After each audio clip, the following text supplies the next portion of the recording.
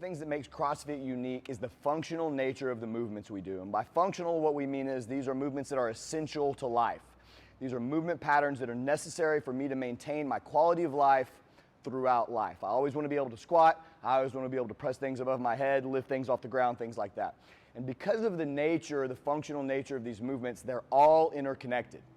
If I get good at one of them, I'm going to get better at a lot of the other ones. If I allow my technique to degrade, if I'm not quite as focused on one of them, it's going to have ramifications on other things as well. One of the priorities, one of the ways we see this is our knee position as we move throughout our range of motion and a lot of our different movements. And what we mean is our knees relative to our toes. So you'll often hear coaches talk about keeping your knees out over your toes. You'll mostly hear this when we squat. So what we mean is as we're squatting and we proceed down through our range of motion, we want our knees to stay out over our toes. But it's not just about the squat. This is a movement pattern, again, that is essential. So we see it show up in a lot of other ways, a lot of other areas of everyday life. So when I jump, I want to load into that proper position with my knees out over my toes, and then I want to land in the same position. When I'm doing, for those of you CrossFitters, dipping into a push press, I want to dip with my knees out over my toes. I don't want to let my knees to cave in.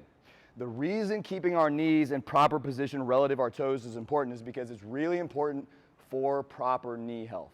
Now, the reason this happens, sometimes it has to do with something you don't have any control over, maybe your limb length, your pelvis length, but a lot of times there are things we can do to fix it. A lot of times it's related to muscle imbalances, stiffness of the ankles, stiffness of the hips, but really the key to solving this is just being aware of it and training our body, developing the motor control to do this movement, to do these movements the right way, whether it's squat day, whether we're jumping, whether we're playing basketball out in the backyard and we're going up for a layup, we want to land properly.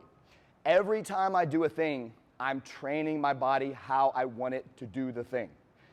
And so it's very important that I treat every rep, again, whether it's in the gym or real life, as an opportunity to learn to do these things the right way.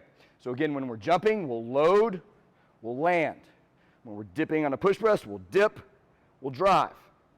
All that stuff. Now, so how can I fix this? First of all, just being aware of it. Reminding ourselves every time I'm in the gym, got to make sure my knees stay out over my toes. Listening to your coaches. Your coaches will tell you, knees out over your toes. We can work on loosening up our ankles. We can work on sometimes loosening up our hips. We can also work on sometimes we have a muscle imbalance. So we can put a band around our knees, just above our knees, and do some monster walks to strengthen up the muscles that help us keep our knees out over our toes. The other thing we can do is, just practically on a daily basis, is make sure we're using our feet properly. So an effective rep, a successful rep, starts and ends, whether it's successful or a failure, a lot of times starts with the feet. Are we using our feet as an active participant in our movement? So what I mean is, when I'm squatting, I'm not just standing on my feet. What I'm going to do is grab the ground with my toes. Think about driving my big toe into the ground. What's going to happen then is it's going to cause my arch to engage. And if my arches are engaged, it makes it a lot less likely that my knee is going to slip inside. So I'm thinking about engaging my arch. Thing number two is I'm going to think about corkscrewing my feet into the ground. So if I drive my toes into the ground, if I corkscrew my feet, this is a lot more stable of a position. It makes it a lot less likely, again, that my knee is going to slide inside. This is a really important, so this is not a thing that is just applicable to everyday people. We see high-level athletes who've trained their body over the years, improper movement, and it costs them down the line. So there's a very famous picture of Robert Griffin. Robert was an elite athlete, won the Heisman, obviously he was an elite athlete.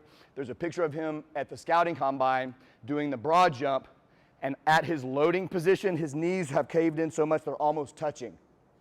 And then as he lands, same thing. They're almost touching each other. They're so knee knocked. And so what happens is Robert gets to the NFL. He has trained his body over the years in an improper movement pattern. And so he's got weak positions to begin with. His knees are vulnerable to begin with. And it opens him up to the injury that he ultimately suffered, which is having his knee blown out. So let's remember every time when we're in the gym, this is not just about squatting. It's not just about being in the gym. Knees out over our toes. Train your body to do the thing the way you want it to do it.